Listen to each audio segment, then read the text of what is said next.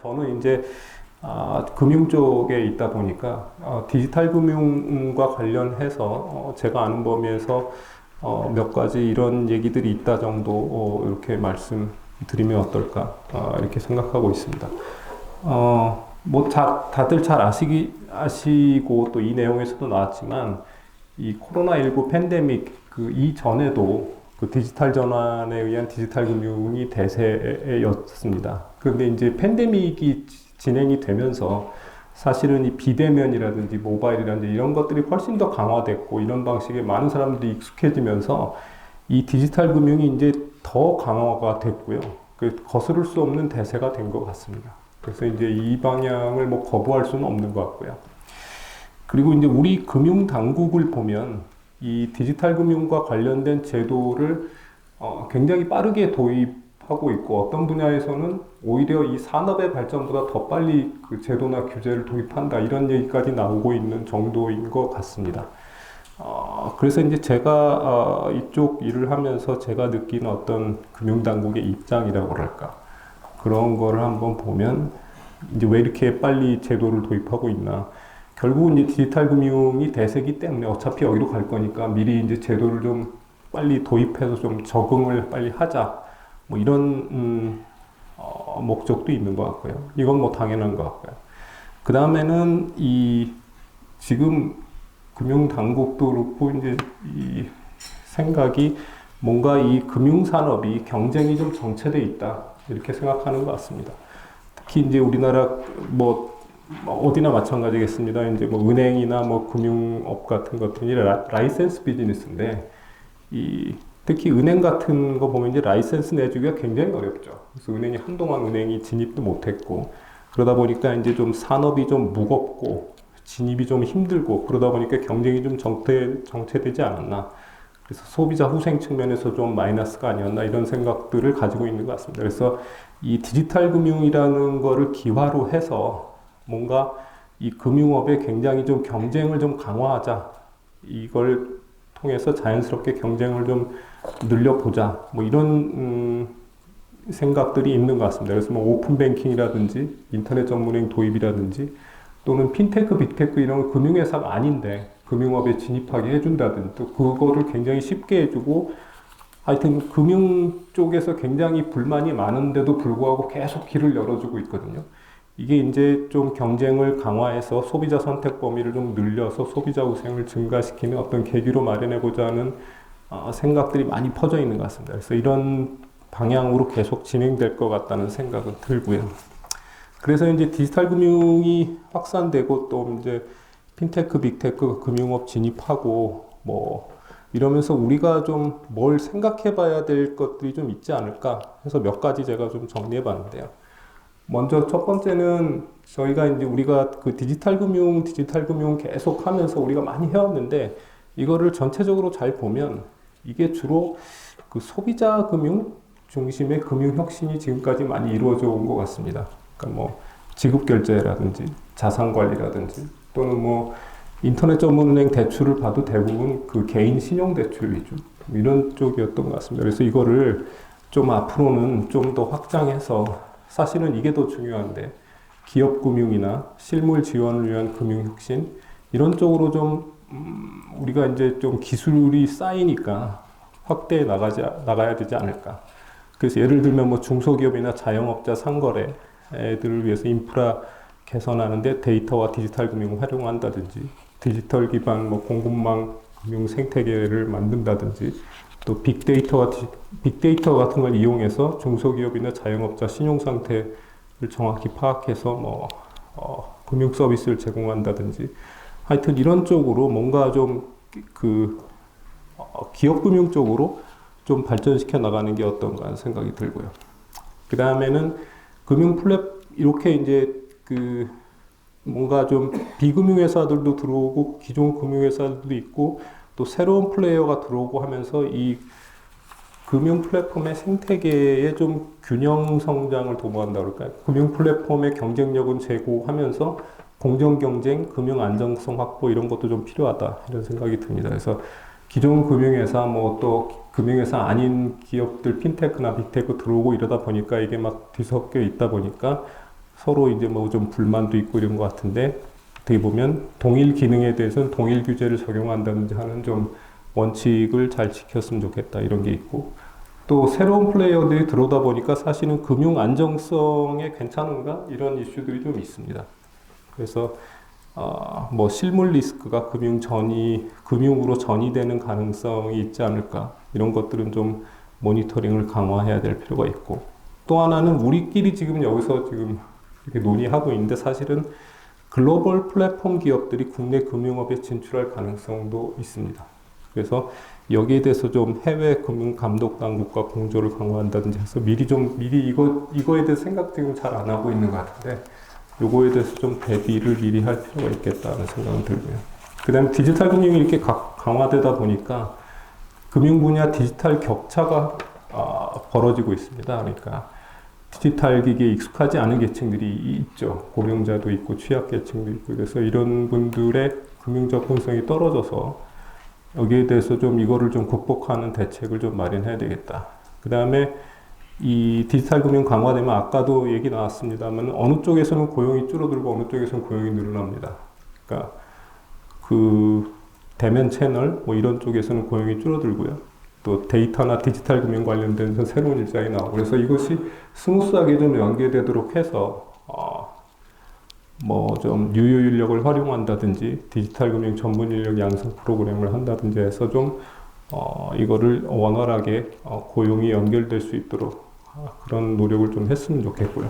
또 디지털 금융이라는 게 이제 우리가 제도도 상당히 지금 앞서가고 있고 우리나라가 또 IT 강국이기도 하고 그래서 사실은 우리가 전 세계적으로 보면은 금융업이라는 거에서 우리가 조금 강자는 아니었는데 이거를 계기로 해서 좀 뭐 새로운 기회가 생기지 않을까 이런 생각은 하고 있습니다. 그래서 우리가 뭐 2003년부터 동북아 금융 중심 허브 해가지고 뭐 금융 중심지 되겠다 뭐 노력 많이 했는데 거의 되지 않았거든요. 근데 이제 디지털 금융 이쪽으로 우리가 경쟁력을 가져가면서 뭔가 새로운 그 금융 중심지 이런 쪽에서 좀 새로운 기회를 가질 수 있지 않을까 하는 것에 대해서 제가 최근 생각하고 있고 이거에 대해서 저희 연구원에서 아마 다음 주쯤에 세미나를 할 예정인데 하여튼 뭔가 좀 새로운 변화가 있고 여기서 기회를 잡을 수 있지 않을까 이런 생각은 하고 있고요. 물론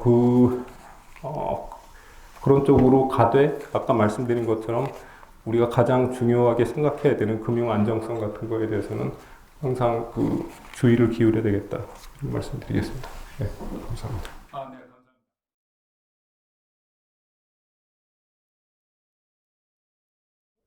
말씀을 드리겠습니다. 저는 두 가지에 대해서 우리 이병규 박사님이 좋은 얘기를 해주셨는데 저는 우리 존경하는 윤 회장님이 아주 좋은 얘기들을 많이 하셨는데 하나는 이 세계적인 이 대전환이 우리 경제에 어떤 영향을 끼칠 것인가 하는 생각을 얘기하셨기 때문에 앞으로 세계는 이 탈이라는 탈뭐뭐뭐 이게 아주 중요한 화두일 것 같아요. 그러니까 이미 디글로벌라이제이션이라고 탈세계화라는 단어를 쓰셨는데 금융에서도 디센트럴라이제이션, 그러니까 중앙은행의 역할 같은 것도 핀테크나 이런 것들이 많이 움직이는 게 그것도 탈이고 그 다음에 디지털 트랜스포메이션에 의해서 많은 것들이 이 인력을 덜 사용하게 되기 때문에 이것도 노동이라 그래야 되나? 제가 개념을 좀 만들어 보고 싶어요. 그 다음에 또 중요한 게, 제 생각으로는 하나가 체계적인 교육 시스템을 앞으로는 타지 않을 것이다 하는 생각입니다. 그러니까, 사실, 지금까지 미국이 세계적으로 경제가 이렇게 크게 된 저는 가장 중요한 요인을 체계적인 교육제도의 그 도입이라고 생각을 하거든요. 우리 경제학자들은 거의 대부분 그런 생각을 못 하는데 여러분 초등학교가 언제 시작이 됐을까요? 여러분 그 왜 그랬을까요? 하는 생각을 한번 해보십시오. 역사가 150년이 채 안 됩니다. 이 초등학교를 시작한 건 저는 딱 두 가지 목적이라고 보는데 하나는 군인으로 활용할 때 명령을 잘 받아들이기 위해서 하나를 했고 또 하나는 산업전선에 나가서 공장이나 뭐 해서 이게 뭘 서로 소통이 될 수 있게 하기 위해서 초등학교라는 시스템이 됐죠. 그 이전의 교육은 모든 게 다 엘리트 교육이나 귀족 교육이나 아니면은 종교 교육입니다. 그래서 이게 지금 우리가 많이 얘기하는 세계적인 대전환의 시기에서 앞으로 계속 가지 않을 거라고 저는 생각이 들거든요. 그래서 결국은 제일 첫 번째 제가 말씀드리고 싶은 거는 탈이라는 개념에 대해서 이제부터는 좀 고민을 해봐야 될 것이다. 그 중에 하나가 제가 시골에 내려간 이유 중에 하나가 탈도시화입니다. 그 과거의 경제 발전은 거의 대부분이 인프라에 투자한다든지 이런 것들이 다 도시화하고 관련이 되는 거거든요. 근데 디지털 트랜스포메이션을 가면서 구태여 도시에 재택근무가 많이 늘어나잖아요. 시골에 있어도 제가 2년 반 동안 수업을 하는데 전혀 지장이 없었거든요. 이런 것들이 탈에 대한 개념을 생각해 봐야 된다 하는 게 저 첫 번째 포인트고, 두 번째 포인트는 중국에 대한 오해를 좀 많이 풀어야 된다는 생각이 들어요. 지금 현재 이제 미국하고 중국이 기술 패권으로 이제 막 치닫는 것 같이 보이지만, 제 생각으로는 사실은 이 WTO 체제를 통해 가지고 중국을 이렇게 어느 정도 컨트롤하려는 생각이 틀렸던 이유가 무역이나 투자에서 미국이 가지고 있는 이 절대적인 우위성을 생각을 했는데, 결국 그걸 하다가 최대 수혜자는 누구였냐면 결국 중국이었어요. 그럼 다시 IPF라든지 아니면 어떤 형태의 기술을 어떤 이 구조적으로 중국을 집어넣어서 거기를 어떻게 한다고 했을 때 과연 이게 성공하겠느냐? 저는 개인적으로 성공할 수 없다고 봅니다. 두 가지 측면인데, 물론 제 얘기는 소수 의견이고 제 개인적인 경험이나 이런 거에 얘기한 건데, 두 가지 측면을 말씀을 드리면, 첫 번째는 지금 IPF나 이런 데서 얘기하는 것들이 거의 대부분 신산업 분야를 얘기를 합니다. 근데 전통산업하고 신산업을 과연 구별할 수 있겠느냐 하는 거에 대해서 고민을 해봐야 돼요. 그러니까 과거의 전통산업의 그 형식이 약간 변화하는 거지, 디지털 트랜스포메이션이라고. 근데 우리가 생각하는 거는 거의 대부분이 우리 생활과 연관되는 것들이기 때문에 이걸 칼로 자를 수가 없어요. 그러니까 만일 미국이 신산업 분야만 국한해서 중국을 배제하겠다는, 사실은 미국에서 얘기하는 국무장관이나 이런 양반들이 하는 얘기들은 중국을 배제하지 않고 이 영역에서 경쟁을 통해서 우리가 위너가 되겠다 하는 얘기를 하는데, 과연 그게 가능할 것인지 지금 저는 거의 불가능할 거라고 보거든요. 왜? 인력 교류가 그렇게 많고, 그리고 미국인이 더 똑똑하냐 아니면 중국인이 더 똑똑하느냐 하는 그런, 결국은 레이시즘으로 빠질 가능성이 있기 때문에 이게 대단한 반대를 가져올 가능성이 있다 하기 때문에 저는 첫 번째 쉽지 않을 거라고 생각을 하고, 두 번째는 우리가 또 하나 잘못 생각하는 게, 우리는 이 남북한 그 대치 상황이 강하기 때문에 북한에 대해서 되게 알레르기 반응이 있어서 그걸 연장해서 중국을 생각하는 경향이 많아요. 근데 중국이라는 데는 적어도 엘리트 그룹을 형성하고 엘리트 그룹까지 가는 데까지의 경쟁이라는 것은 여러분들 이 자리에 남아있을 수 없을 정도로 치열합니다. 그걸 우리가 모르고 있어요. 그러니까 그 두 가지 핵심은 뭐냐? 5년마다 KPI, 그러니까 그 성과를 통해 가지고 올라간단 말이에요. 그러니까 기술 분야도 마찬가지예요. 두 번째 중요한 거는 그렇기 때문에 지금 최고위층에 올라가 있는 애들은 적어도 5번 아니면 6번의 평가를 받아서 올라간 사람들이에요. 우리나라 같이 갑자기 교수를 하다가 어디 장관에 간다? 이건 상상을 할 수 없는 거예요. 두 번째, 그 5년마다 KPI로 올라가는데 우리나라는 이 조직 내에서 그쪽으로 쭉 올라갑니다. 근데 그렇지 않아요. 5년 동안 어떤 때는 완전히 다른 영역에 가서 거기서 성과를 내지 못하면 이 사람이 다시 원위치 할 수가 없어요.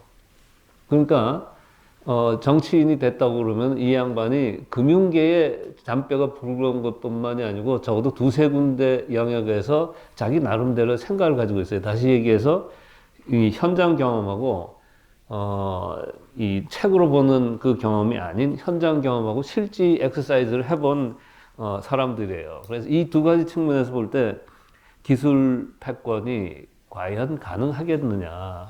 그 다음에 이거하고 관련해서 또 하나 마지막으로는 R&D에 엄청난 돈을 투입을 해야 되는데 이 자본주의나 이런 데 너무 강한 데는 이 퍼포먼스 베이스로 이걸 정리를 하거든요. 근데 얘들은 5년 내지 10년 이상 거의 그냥 요새 반도체에서 실패했다고 언론에서 엄청나게 쓰는데 결국 실패가 성공의 지름길이에요.